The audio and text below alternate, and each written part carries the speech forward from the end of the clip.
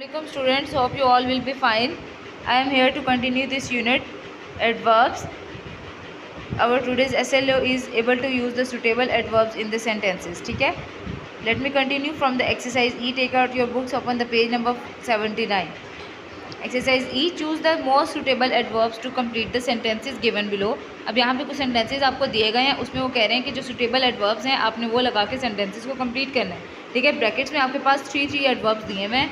आपने क्या करना है, पेंसिल लेनी है और उससे उन पर टिक मार्क कर देना है. ठीक है, इसी तरीके से आपका सेंटेंस जो है उसकी सेंस कंप्लीट हो जाएगी, सेंस बन जाएगी. ठीक है, नंबर 1 में एक एग्जांपल के तौर पे आपको बता रही हूँ. नंबर 1 में देखें, फर्स्ट में उन्होंने ब्रैकेट्स में 3 एडवर्ब्स दिए हुए हैं. उसके बाद एक सेंटेंस लिखा है आई वॉक अप. ठीक है, अब आई वॉक अप, ठीक है, मैं अचानक से उठी. अगर अचानक का वर्ड यूज़ करें तो उसके लिए हमें सडनली ही एडवर्ब लगाना पड़ेगा ना. तो ये यहाँ पे सडनली दिया हुआ है, लाउडली तो नहीं लिखेंगे ना इसमें कि लाउडली आई वॉक अप, मैं ज़ोर से आवाज़ लगा के यानी कि शाउट करते हुए उठी, या अवे भी नहीं आएगा. ठीक है, तो इसमें जो सुटेबल एडवर्ब है वो सडनली है. Suddenly I woke up. The dog was barking. अब जो डॉग बार्क करता है वो क्या करता है, अवे, लाउडली या सडनली. लाउडली करता है. ठीक है, ऊँची आवाज़ में, ये नहीं कि. तो इसमें क्या हो जाएगा, the dog was barking loudly. Then the cat slipped. अब कैट जो है फिर अचानक से क्या हुई कि स्लिप हो गई, अचानक से एकदम से हो गई, अवे, लाउडली या सडनली. इसमें से क्या वर्ड इसमें आएगा, कौन सा सुटेबल एडवर्ब है, अवे. ठीक है, तो ये सेंटेंस इस तरह से हो जाएगा, suddenly I woke up, the dog was barking loudly, then the cat slipped away. ठीक है, अब ये फर्स्ट सेंटेंस जो है मैंने एज एन एग्जांपल आपको सॉल्व करके बता दिया है. नेक्स्ट पेज पे, पेज नंबर 80 पे बाकी सेंटेंसेस दिए हुए हैं, आप ये देख सकते हैं. और इनके आगे ब्रैकेट्स में उन्होंने 3 एडवर्ब्स भी दिए हुए हैं. आपने क्या करना है, पेंसिल से ही इनको यहीं पे मार्क कर लेना है, इन पे टिक मार्क करके इस एक्सरसाइज को एज अ होम टास्क आपने करना है. ठीक है, एक्सरसाइज F देखें, fill in the blanks with adverbs from the box, some may have more than 1 correct answer.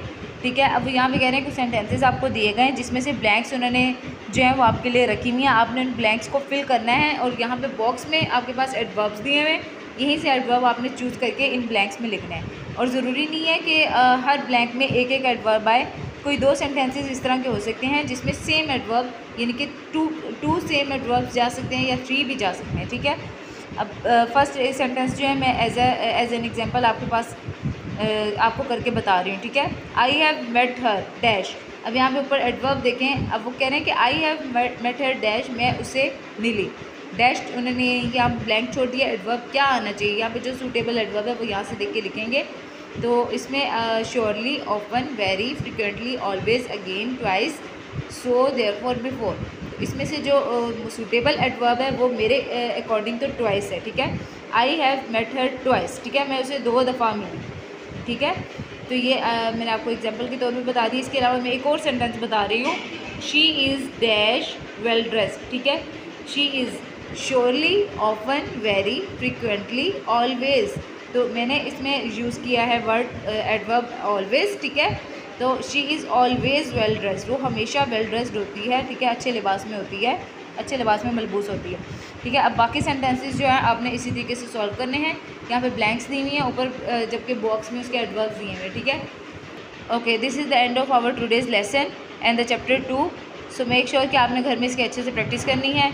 और जो भी आपने बुक वर्क करना है वो आपने पेंसिल से ही इस पर सॉल्व करना है. नीट नोटबुक्स को आपने यूज़ नहीं करना है. जो भी प्रैक्टिस करनी है अगर आपने, तो वो आप अपने फोल्डर्स वगैरह पे कर लेंगे. ठीक है, रफ फोल्डर्स वगैरह पे. Okay, take care of yourself. अल्लाह हाफिज़.